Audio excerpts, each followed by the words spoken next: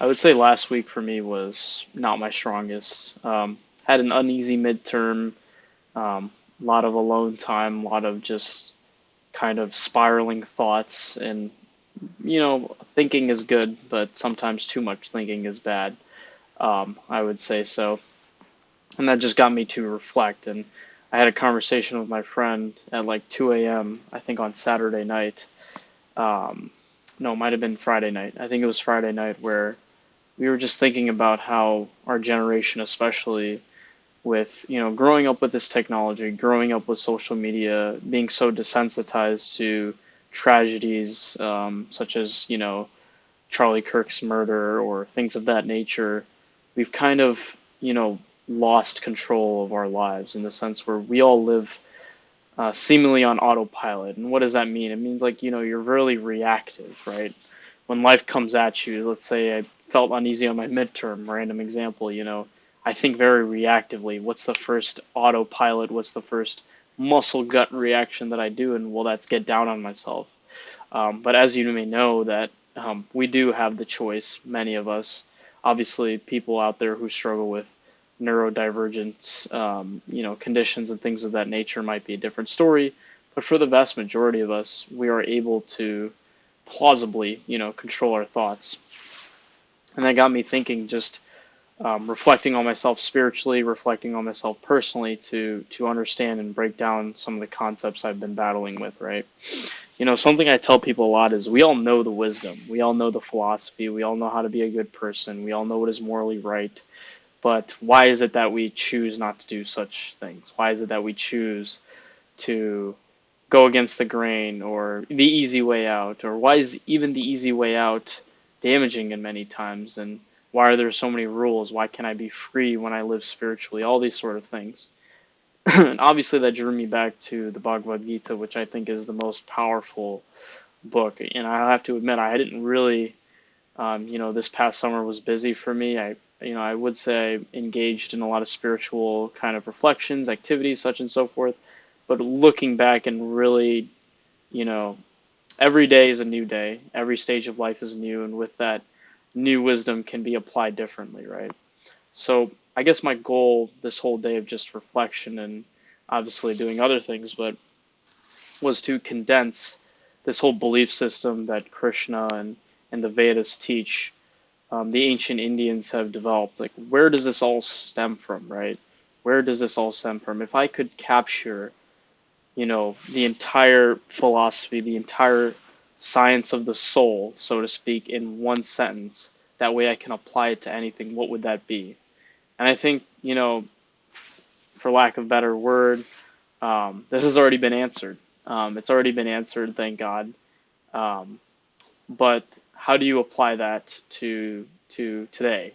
But without further ado, I guess to stop, um, you know, building hype to it, I think the one sentence, there are many one sentence, one liners that you could use, but I think the one sentence that is really powerful at understanding the soul is that we are all one. Truly, we are all one. We're all in this together. We are all one. Now, what does that mean, right? So, if you think about this from a scientific standpoint, if you subscribe to the belief of the Big Bang, right, at 1.13.5 some odd billion years ago, all matter that has been ever created and will ever be created was confined to a single point. And so, if you take that from a spiritual standpoint, all of our souls theoretically are all part of the same divinity. And what that means is that the air that I breathe, the people that I talk to, the knowledge I learn, it's all one and the same. There's this one aspect to it. There's this one, characteristic about it that is all the same, and that is the divinity, right? You can call it whatever you want. Obviously a lot of people would disagree with me, but my thought process is if God, if the divinity, if nature, if whatever is limitless, why limit it? Why us ourselves limit to say no? This is the only way to practice this. This is the only way to think about this. This is the only way to talk about God. This is the only way to call God, for example. But my simple rational thought process that you could obviously disagree with, and that's okay, is if God is limitless, why should we limit God? But let's think about this, right? If we are all one, what does that mean? Well, obviously, it makes sense, right? If I am treating everything as one, then everything is God, right? I treat everybody with an equal eye. I treat everybody with a sort of equanimity, as Krishna likes to call it, where you wouldn't hurt someone because that someone is a part of you, right? Similarly, you wouldn't disobey your parents because they're a part of your family, right? So applying that logic to a grand scale, you know, if there is some sort of stake in this, that the divinity is within all of us and within everywhere presently, it doesn't make sense to go about in a hateful way. Now, I've been asked, if we're all one and someone hurts someone else, aren't they technically hurting themselves? No, obviously not.